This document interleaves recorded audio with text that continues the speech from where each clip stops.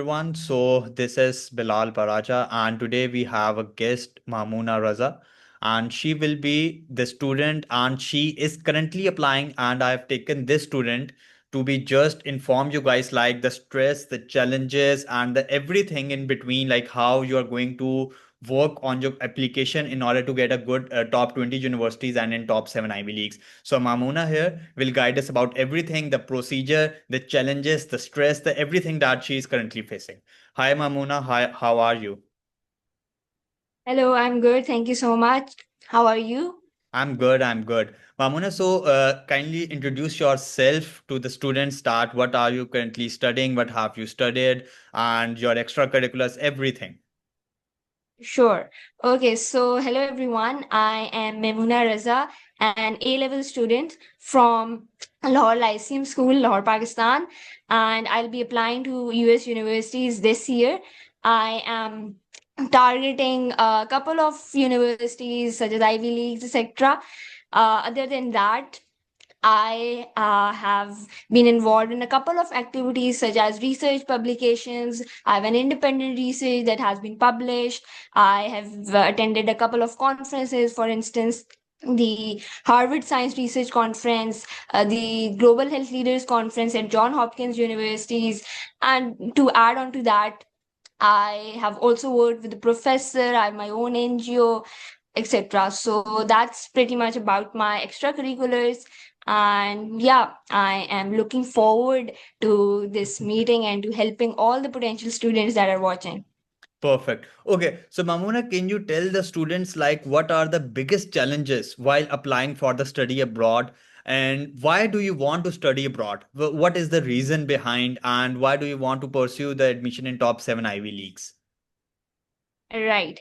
Okay. So, first of all, talking about the challenges. So, there are a couple, in fact. The first one is how students mainly think that maybe they are not talented enough and maybe skills are something which are innate. However, that's not true. Skills are something which can be developed through hard work. So that is a challenge which hinders the process for a lot of applicants. Then the second challenge is a lot of uncertainty which is involved in this process. Like the competitive universities, they have nearly 4 to 5% acceptance rate, which means almost impossible to get selected, especially for an international student. And if you're applying for financial aid, then that adds to the burden. So those are few challenges. The next challenge is that mostly Pakistani students face, that which is how they are not really sure what to do, what where to go, what to see, that they're just trying to impress the admissions officers by copying the portfolio of previous accepted applicants. So that are few challenges. Now coming to the part that why I particularly decided to apply abroad and why my aim are the Ivy Leagues. So basically, I discovered my interest in psychology and in the intersection of psychology and technology around in my third year of O levels. So at that time, I saw that there were barely any good opportunities, especially regarding to my subject of psychology here in Pakistan. So I knew that if I had to pursue my passion of psychology, then I need to look for opportunities in other countries which provide me the knowledge to break the mental health stigma surrounded over here in Pakistan.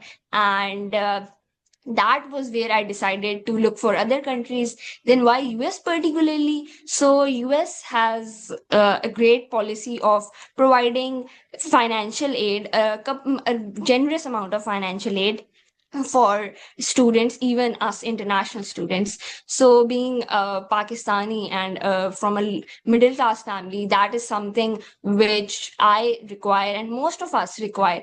So yeah, that's pretty much the motivation behind me applying abroad, why US specifically, and targeting good universities. Perfect, perfect. I think that has a greater idea regarding the, the stress, the challenges that specifically Pakistan universities and the thing, the guidance They have not, they have not the guidance of applying abroad, like how to build the profile, how to build, research Definitely. publications, go with the other stuff like internships, everything, NGOs, community workshops, and all the other stuff, and specifically the personal essays, okay, of Common App and the masters. So they don't have the idea. So can you tell me what specific part, like how to build a good profile and write the personal essay, that the winning essay, you can say that. How we can write that, Mamuna, in your opinion? Okay, so when it comes to essays, I think don't write what you think universities want to hear. Instead, write honestly and specifically. Put yourselves in the shoes of an admissions officer and think what is something that you'd like to hear. Would it be like, let's say, a trauma story, or would it be something like your perspective of, let's say, why you see the glass of water, why you see that as half empty, not as half filled or the otherwise.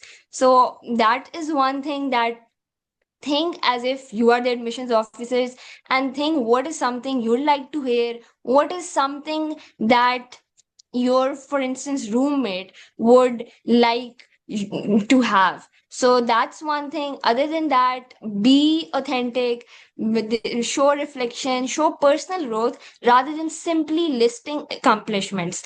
They don't want to, read an essay just like a story otherwise. They want to read why that story belongs to you specifically. So think about yourself, think about what matters to you, what values do you want them to see. And when it comes to essay, I like to mention over here one another great resource.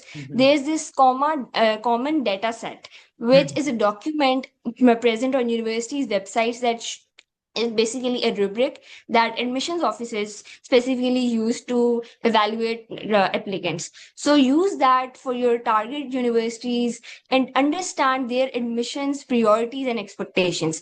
The more you understand what each university values, the better you can present an application that authentically reflects your strengths and aligns with what they are looking for. Perfect, perfect. Thanks.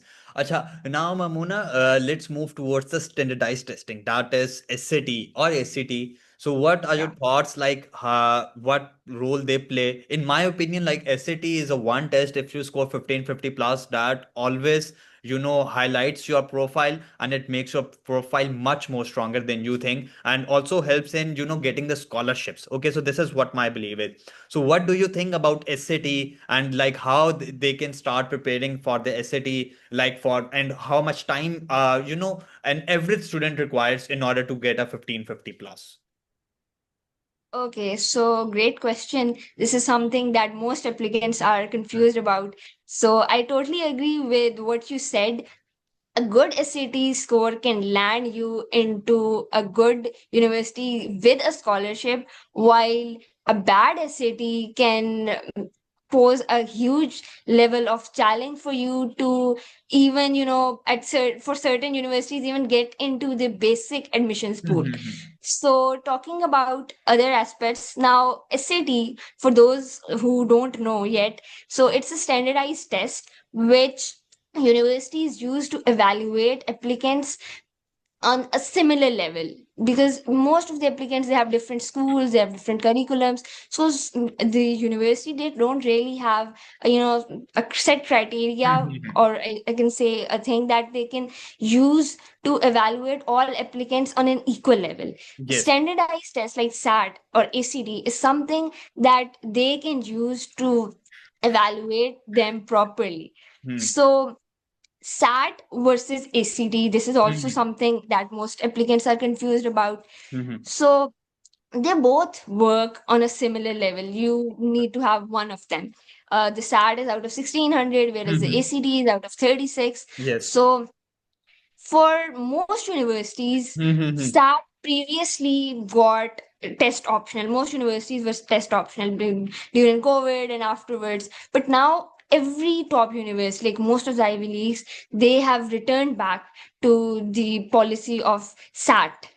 So it's crucial to score a good score. A good score can be 1550 plus. A good score can be even a 1450 plus, depending on your target universities.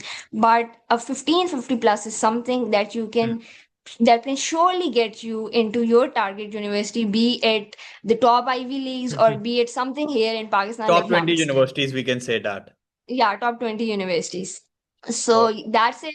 Other than the preparation part, I'll Yes. say start early, prepare and take the SAT as early as you reasonably can. And most students have this thought that maybe they should start in their A levels, because maybe SAT syllabus Mhm. comprises of the A level the subjects, especially the math. So that's something I like to say is Misconception. not true. Huh. Is like, it's like there are barely few topics of A level maths, let's say, which you can easily cover in 2 3 weeks Perfect. or maximum a month. So you don't need to wait till your A levels. Start early so that you have more chance to improve your score. You have less pressure and you can easily score a good score without being burned out. So yeah, that's about it. And start early.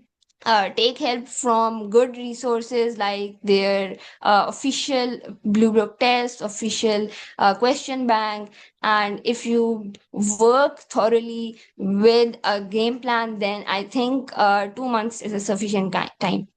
Perfect, perfect. Okay, so now Mamuna, let's talk about the scholarships. The most, asked questions from the Pakistani students, like how can I get the scholarship in US? And like I know there are two scholarships, okay, financial aid, merit based, and different university programs as well, department scholarships. So what is the criteria in your opinion that would lead to the 100% or even plus scholarships from those universities? Okay, so when it comes to scholarships, Mm. firstly, I like to say to all the, especially the Pakistani students watching, that you don't need to be a billionaire to, let's say, get scholarships. You don't need to donate, let's say, a building, because most of the students think this, that maybe they need to be very rich. Huh. Only then universities will, provide scholarship or consider you. So that's not true. One thing. Secondly, now when it comes to scholarships, it depends on country wise as well. For instance, if you're aiming for UK, they are more grade oriented. So if you have good grades, that is something which they consider the main criteria. So grades for UK are very important. Other than that, obviously extracurriculars, but UK is generally less generous when it comes to scholarships and when it comes to financial aid as well. Whereas US is someone very Mhm. generous when it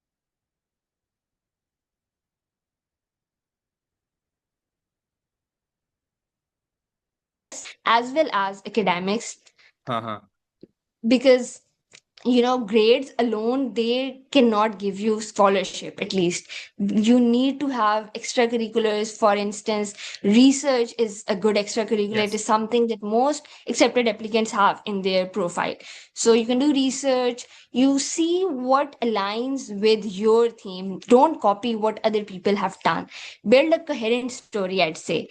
So if you do that, then have a good profile with good grades, with good extracurricular profile, and target research such universities which they have the policy of giving scholarship. And eventually you will get, if you have a good profile, if you have created a strong application, then I think it's reasonable to score a good scholarship. Perfect. Okay, now Mamona, let's talk how can we select the universities? Okay, for instance, I want to apply to US, okay, and I want to apply to different universities, but I'm confused like which universities best suits according to my profile and which should I go? So what are your recommendation? Like how we can select the universities? Okay, so there are a couple of things that come over here. First of all, write down what do you need? What are you looking for? Then tailor your, university's list accordingly. For instance, if you are looking for, a university that has the top research, I think Caltech is a good university. It's one of the top universities which provides you a good exposure to research. Similarly, if you have different preferences, look for those. There are a couple of resources online. There's a good website called College Essay Guy. Hmm. He provides you with past accepted essays as well as good resources to help you decide, for instance, the things present in universities, the qualities, the drawbacks, etc. So you use those resources. Then again, it comes to financial aid, scholarship. If you are looking for that, then see which universities provide your desired amount of financial aid or scholarship. And yeah, that's pretty much about deciding and seeing what aligns with you. Don't, again, I'd say don't follow a standard university list that someone else has created, because they had different goals, they had different preferences, you'll be having different. Perfect, perfect. So that is it, Mamona. Thank you very much. And thank you for your guidance to the students. I hope this video will help the students. Okay, they would apply to the universities with the right guidance and with the right strategy.